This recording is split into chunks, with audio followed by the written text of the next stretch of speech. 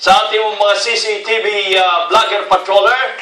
At sana po sa pamagitan nito ay lalong maging active tayo at dumami ang magpapadala sa ating CCTV sa pamagitan ninyo at sa pamagitan po ng ating mga bayang patroller.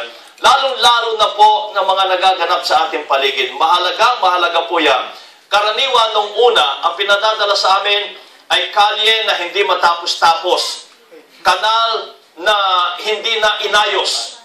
At yan naman po ay na-action na namin. Pero ang gusto namin ay nga mga crime na nagaganap po sa ating paligid. Sapagkat sa pamagitan po niyan, nagko-contribute tayo sa ating pamahalaan, sa pulisya, na matulungan sila na masolve ang crime. And this time, wala na po silang katwiran na hindi masosolve ang isang crime na nakuhanan ninyo sa cellphone o kaya ng inyong CCTV sa inyo pong paligid. So sana po ay maging aktibo pa kayo at nangangako naman po kami sa TV Patrol na mga video na pinadadala ninyo sa pamagitan ng inyong cellphone at ng inyong mga CCTV equipment ay aaksyonan po namin. Ipa-follow po namin hanggang sa masolve ang naturang kaso.